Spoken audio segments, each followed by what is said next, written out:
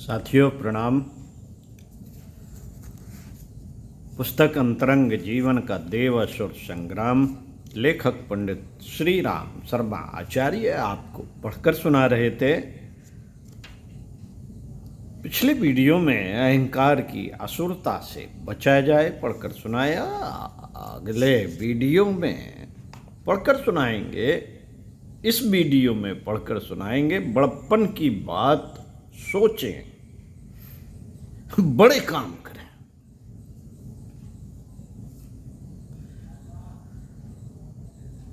जीव अणु से विभु, लघु से महान, आत्मा से परमात्मा और नर से नारायण बनने के लिए निरंतर प्रयत्नशील है।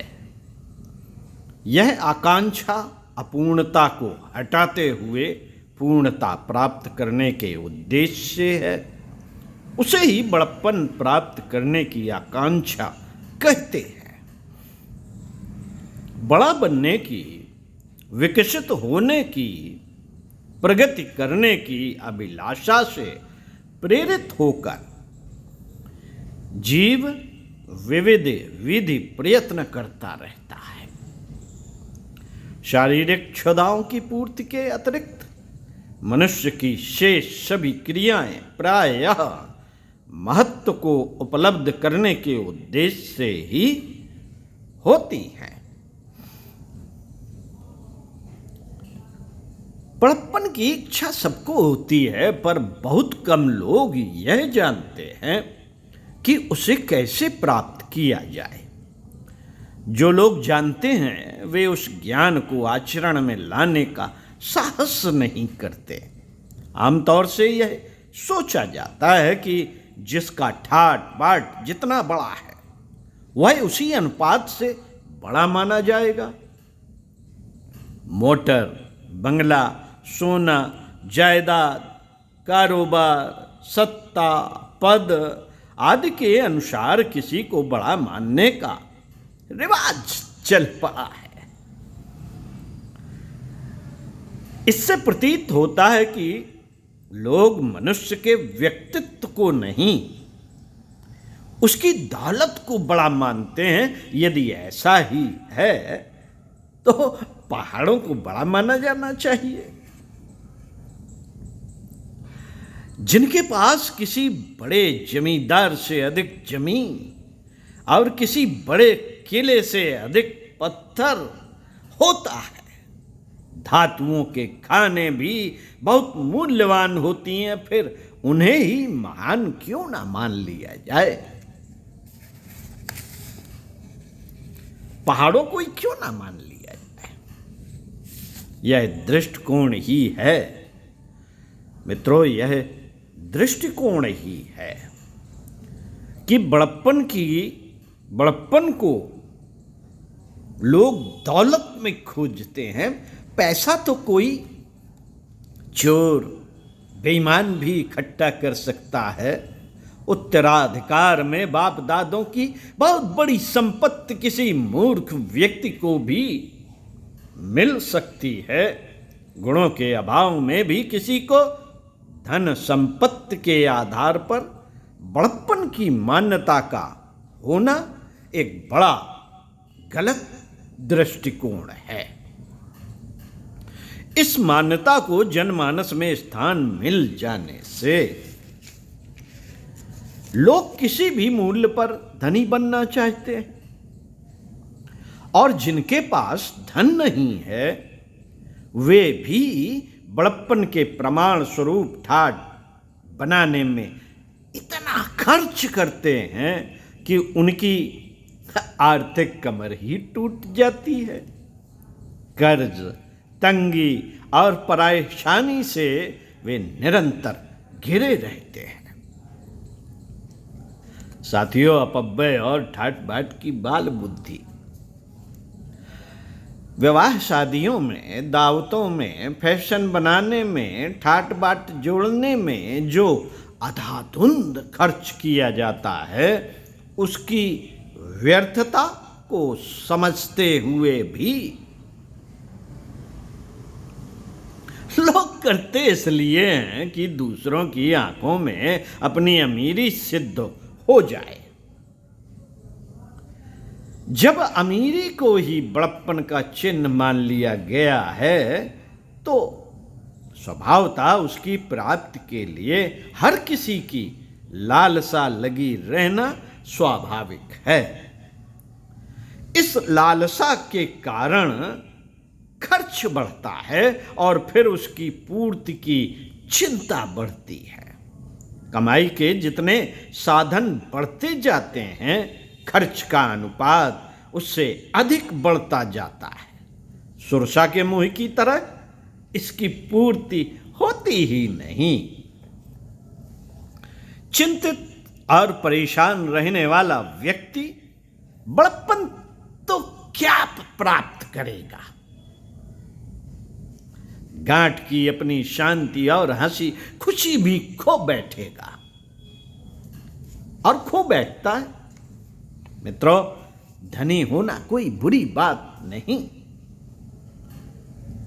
उससे कई सुविधाएं मिलती हैं और प्रसन्नता देने वाली परिस्थितियां भी प्राप्त होती हैं। उसका कोई विरोध नहीं किया जा रहा, उसका कोई विरोध नहीं किया जा रहा है और न उपार्जन करने से किसी को रोका जा रहा है।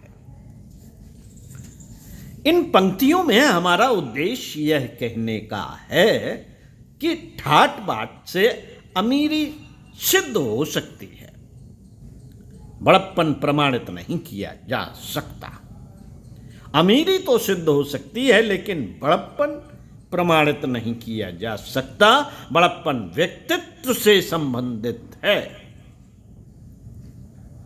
बड़प्पन व्यक्तित्व से संबंधित है। गरीब घरों में उत्पन्न हुए लोग भी बड़े होते हैं। धन का अभाव किसी की महत्ता को कुंठित नहीं कर सकता। संत महात्मा तो स्वेच्छापूर्वक गरीबी का जीवन निर्वाह करते हैं। क्या उन्हें तुच्छ समझा जाएगा? छोटा समझा जाएगा? उदारता और दूरदर्शिता का ही दूसरा नाम बड़प्पन है। जो जितना उदार है वह उतना ही बड़ा माना जाएगा। जिसकी भावना, आकांक्षा और विचारधारा ऊंची होगी, जो आदर्शवाद के प्रति जितनी ही आस्था रखता होगा, उसकी कृतियां श्रेष्ठ पुरुषों जैसी होगी। सज्जन व्यक्ति ऊंचे स्तर की बात सोचते और ऊंचे काम करते हैं। मित्रों, सज्जन व्यक्ति ऊंचे स्तर की बात सोचते हैं और ऊंचे काम करते हैं, जिससे मानवता कलंकित होती हो, जिससे व्यक्तित्व का मूल्य घटता हो। ऐसे काम वे कितना ही कष्ट आने या दूसरों के द्वारा कितने ही परेशान किए जाने पर भी करने को तैयार नहीं होते। यूं सुविधा के समय हर कोई बड़ी बड़ी आदर्श की बातें कर सकता है, पर परीक्षा की घड़ी आने पर ही यह पता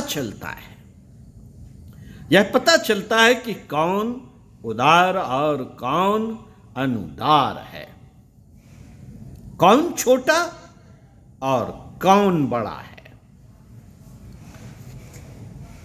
भय, रोष और प्रलोभन का अवसर आने पर जो श्रेष्ठता टिक ना सके,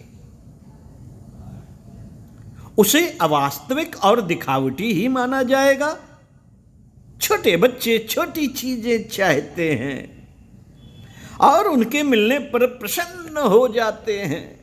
जिनका अंतःकरण छोटा है वे भी एक प्रकार के बच्चे ही हैं।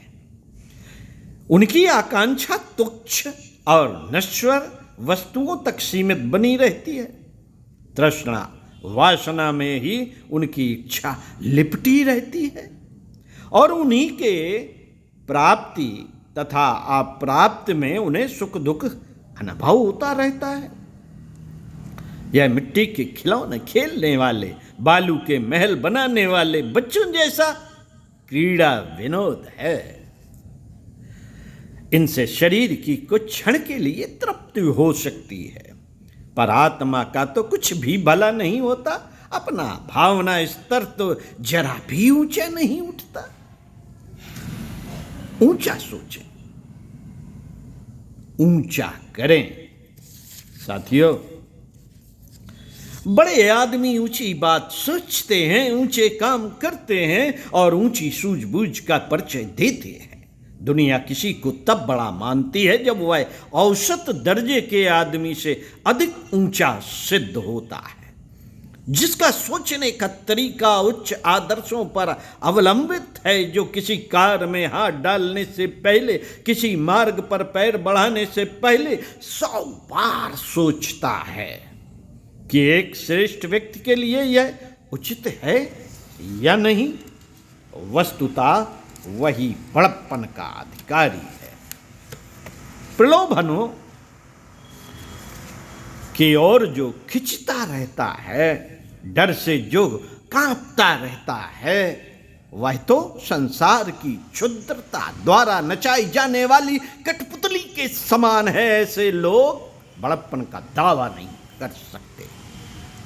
छोटे बच्चे उत्पात करते रहते हैं, कहनी अनकही कहते रहते हैं, पर बड़े ना तो उसमें उत्तेजित होते हैं और ना अपना मन क्षुब्ध करते हैं। लड़कपन में ना समझी ही तो भरी रहती है, ऐसा सोचकर वे मुस्कुरा भर देते हैं। बच्चे को कुछ कहना होता है तो मीठे कड़वे शब्दों में कहते हैं भी, पर क्षोभ होने का अवसर नहीं आने देते। बड़े आदमी जिनका दिल और दिमाग दोनों बड़े हैं, ओछे लोगों की छोटी हरकतों से उद्विग्न नहीं होते। गलती को सुधारने का प्रयत्न करते हुए भी वे अपना मानसिक संतुलन नहीं बिगड़ने देते, न बिगाड़ते हैं। बड़े आदमी का प्रमुख चिन्ह यह है कि वह न घटनाओं से न व्यक्तियों से किसी से भी उद्विग्न नहीं होता। धीरज उसके हाथ से कभी छूटता नहीं। शोक संताप की घड़ियों में भी वह चट्टान की तरह अड़े भाव से अपने स्थान पर अड़ा खड़ा रहता है। जैसे को तैसा। यह नीत अपना लेने पर तो बड़ा भी छोटा हो जाता है। गाली का जवाब गाली से और घूंसे का जवाब घूंसे से देने में कोई बड़ी बात नहीं। ऐसा तो पशु भी आपस में लड़कर द्वंद्व युद्ध कर लेते हैं। क्षमा और सहनशीलता हर किसी का काम नहीं है। उसे बड़े आदमियों में ही देखा जा सकता है। वे नेकी कर कुएं में डाल की नीत अपनाते हैं। किसी के साथ कुछ उपकार किया है तो उसकी चर्चा करना तो दूर, स्मरण भी नहीं करते। पर छोटे आदमी पग पग पर अपने राय से एहसान को उस पर जताते हैं। अपने राय से एहसान को उस पर जताते हैं जिसके साथ उन्होंने कुछ उपकार किया है। वे इतना तक नहीं जानते कि जितनी बार एहसान जताया जाएगा उतना ही उसका मूल्य घटता जाएगा और कई बार कह देने के पश्चात तो वह बिल्कुल ही समाप्त हो जाएगा। मित्रों, बड़े आदमी अपने आप को सज्जनता की कसौटी पर निरंतर कसते रहते हैं और जहाँ कहीं जरा भी खोट दिखाई देता है वहाँ तुरंत संभलने और सुधरने को तत्पर हो जाते हैं। क्षुद्र व्यक्ति अपनी हर बात को सही सिद्ध करने की कोशिश करते हैं और जो भी खराबी दिखाई पड़ती है उसका दोष दूसरों पर मढ़ देते हैं। बड़े आदमियों का तरीका इनसे भिन्न होता है। वे प्रत्येक कार्य में यह देखते हैं कि मेरा जितना कर्तव्य और उत्तरदायित्व था वह पूरा किया या नहीं। अपनी गलतियां वे स्वयं सोचते और दूसरों से पूछते हैं। साथियों, पर मूर्ख तो यही सोचता है। मूर्ख तो यही सोचता है कि उसमें कोई खोट नहीं, गलतियां तो दूसरे ही करते हैं। साथियों, विचार शैली और कार्य पद्धति हमारी कैसी होनी चाहिए? बड़े आदमी आज की ही नहीं कल की भी सोचते हैं। उन्हें दूरदर्शिता प्रिय होती है। अपना कल्याण किस बात में है, जीवन की सार्थकता किस नीति को अपनाने में है। जो अमूल्य अवसर आज उपलब्ध है उसका सर्वश्रेष्ठ उपयोग क्या है, वे यही सोचते रहते हैं और इन्हीं प्रेरणाओं के प्रकाश में वे अपना कार्यक्रम निर्धारित करते हैं। दूसरों का शोषण नहीं, उनकी सहायता ही करें। किसी से लेकर नहीं, किसी को देकर ही यहां से चले, यही उनकी आकांक्षा रहती है। साथियों, बड़े आदमी सादगी अपनाते हैं, नम्र रहते हैं, मधुर बोलते हैं और प्रत्येक कार्य में शिष्टाचार एवं सज्जनता का पुट बनाए रहते हैं। उनकी यह आंतरिक महानता ही दूसरों की आंखों में बड़ा आदमी प्रमाणित करती है और इस प्रामाणिकता के आधार पर उन परिस्थितियों को भी प्राप्त कर लेते हैं जो बड़प्पन की प्रतीक मानी जाती है। साथियों, बड़प्पन बाहर नहीं भीतर रहता है। बाहरी ठाट बाट से नहीं, दिल और दिमाग को चौड़ा, उदार और दूरदर्शी रखकर ही उसे प्राप्त किया जाता है। हम बड़े बनने का बड़े हैं। मित्रों, हम बड़े बनने का सच्चे अर्थों में प्रयत्न करें तो सचमुच ही वैसे बन सकते हैं। पंडित श्री राम शर्मा आचार्य, अंतरंग जीवन का देवासुर संग्राम। पुस्तक मिले तो जरूर पढ़िए, रखिए अपने पास। ऐसा संग्रह अच्छी पुस्तकों का आपका होना चाहिए। स्वाध्याय सत्संग का क्रम बनाए रखिए। कुछ अच्छा सोचते रहिए, कुछ अच्छा पढ़ते रहिए। साथियों, एक चीज और है, इससे भी बड़े बन सकते हैं। एक सूत्र है गुरुदेव का, दूसरों के साथ वह व्यवहार नहीं करेंगे जो हमें अपने लिए पसंद नहीं। इस पर भाई चलकर हम बड़े बन सकते हैं। ओम शांति। इसी क्रम में इसी पुस्तक से आखिरी पैरा आपको पढ़कर सुनाएंगे। देवासुर संग्राम में हम निरपेक्ष न रहें। सुनते रहिए कुछ अच्छा और पढ़ते रहिए कुछ अच्छा। चिंतन मनन का क्रम आपका है।